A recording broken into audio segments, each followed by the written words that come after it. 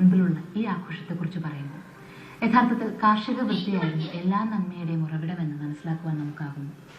മണ്ണിനെ നന്നായി മനസ്സിലാക്കിയിരുന്ന ഒരു കൂട്ടം ആളുകൾ അവർ പ്രാർത്ഥിക്കുമ്പോൾ അവർക്ക് എല്ലാ അനുഗ്രഹങ്ങളും നൽകുന്ന പ്രകൃതി.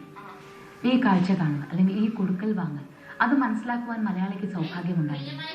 ഇന്നത് എത്രത്തോളം ഉണ്ട് എന്ന് വാക്കുകൾ കൊണ്ട് പറയാതെ തന്നെ ഒന്ന് ചിന്തിച്ചാൽ നമുക്ക് മനസ്സിലാക്കുവാനാകും. പ്രകൃതിയെ രുചിക്കുക വളരെയേറെ അത്യാവശ്യമാണ്.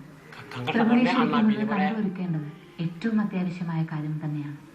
ഒരു വ്യക്തിക്ക് അവനാലാകുന്നത് പ്രകൃതിക്ക് ചെയ്യുവാനായ ഒരു വലിയ സമൂഹത്തിന് ഒരു വലിയ കാര്യം ചെയ്യുവാനാകും. അങ്ങനെ ലോകം മുഴുവനും പ്രകൃതിക്ക് വേണ്ടി എന്തെങ്കിലുമൊക്കെ ചെയ്യുവാൻ തീർച്ചയായും നമുക്കാകും. അതാകട്ടെ ഈ വിഷുനാളിൽ നമുക്ക് ലഭിക്കുന്ന സന്ദേശം. 50-60 വർഷത്തിന് മുമ്പുള്ള ആഘോഷങ്ങളെ കുറിച്ച് പറയുമ്പോൾ ആ കാലഘട്ടത്തിലെ ബാല്യത്തിനെ കുറിച്ചുകൂടി പറയേണ്ടതുണ്ട്. യഥാർത്ഥത്തിൽ എല്ലാ ആഘോഷങ്ങളും നേരെ ചെന്നെത്തുന്നത് ബാല്യത്തിലേക്കാണല്ലോ. ഓണം വന്നാൽ തുമ്പി തേടി പോകുവാനും തുമ്പ പൂക്കുന്ന നാളിൽ ഓണമാണെന്ന് മനസ്സിലാക്കുവാനും കൊന്ന പൂത്താൽ അത് വിഷുവാണെന്ന് മനസ്സിലാക്കുവാനും ബാല്യത്തിനാണ് എളുപ്പമാകുന്നത്. അന്ന് ആ നാളുകളിൽ കുഞ്ഞുങ്ങൾ പ്ലാവില കൊണ്ട് പ്രത്യേക തരത്തിൽ കിരീടവും അതുപോലെ തന്നെ കടകവും ഒക്കെ ചാർത്തി രാജാക്കന്മാരെ പോലെ വീടുകളിലേക്ക് എത്തും വിഷുക്കൈ നേട്ടത്തിനായി. ഏത് ഗൃഹങ്ങളിലേക്കാണോ ഈ കുഞ്ഞുങ്ങൾ എത്തുന്നത് അവർക്കൊക്കെയും വിഷുക്കൈ നേട്ടം നൽകും.